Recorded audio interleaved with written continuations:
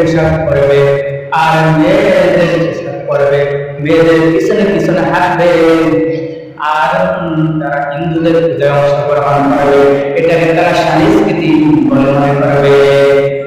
আর মহিলাদের কিছু মহিলা থাকবেন, মা বোনেরা আপনারা যা করেন আপনারা যেন করেন, আমার মা বোনদের ভিতরে এমন কিছু মা বোন থাকবে তারা বোরকা পরলেও তারা অশ্লীল ভাবে থাকবে, বোরকা পরলেও বোরকা পরা যাবে না, তারা পোশাক পরবেন,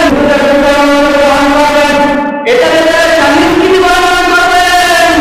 সেই দিন তোমার জবানকে বন্ধ করে দেওয়া হবে, জবানকে বন্ধ করে দিয়ে বলবে আল্লাহুম্মা নাকিমু ওয়ালা আফওয়াহিহিম ওয়া তুকাল্লিমুনা ওয়া আইদিহিম ওয়া তাশহাদু আরজুলুহুম বিমা কানু ইয়াকসিবুন। সেই দিন তোমার জবানকে বন্ধ করে দেওয়া হবে, তোমার হাতে সাক্ষী দিবেন, তোমার পায়ে সাক্ষী দিবেন। ও বান্দা সেই দিন তোমার আমল সত্ত্বেও তুমি গুনাহগার হবে না, যদি ভালো করতে পারো, নেক আমল করতে পারো।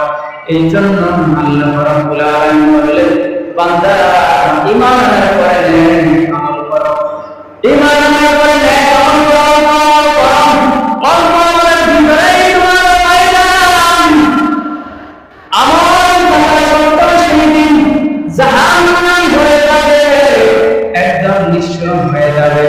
বান্দা সেই দিন আমল থাকবে, তোমার আমল থাকবে না, আমার আমল থাকবে না, নামাজের আমল থাকবে না, দান ধর্মের আমল থাকবে না, কোরআন তেলাওয়াতের আমল থাকবে না। সেই দিন তোমার নিঃস্ব হয়ে যাবে। কিন্তু একটি গুনাহের কারণে তুমি বান্দার হক তুমি নষ্ট করেছো, এই জন্য মা বোনেরা আজকে তুমি তোমার প্রতিবেশীকে তুমি শ্রদ্ধা করবা, প্রতিবেশী অসুস্থ, প্রতিবেশী অসুস্থকে দেখতে যাবা, তার খাদ্য নাই, তাকে খাদ্য দাও, তুমি তোমার তরকারি থেকে তরকারি বানিয়ে দাও, ওগুলা প্রতিবেশীকে দিয়ে আসো, একটু ঝোল বানিয়ে দাও, ওগুলা প্রতিবেশীকে দিয়ে আসো।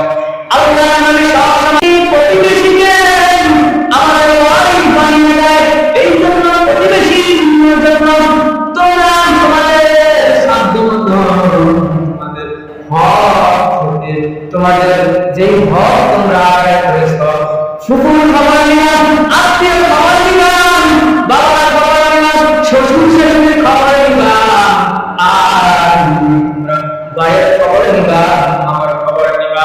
এই জন্য আত্মীয় নিশ্চিন্তায় কোনোদিন জান্নাতে যাবে না।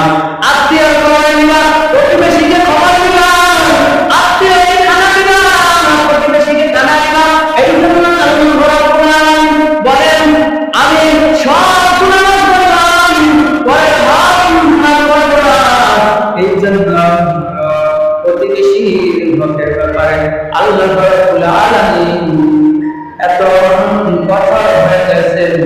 সেই দিন তোমার আমল থাকবে না, তোমার রোজা থাকবে না, কিয়ামতের সময়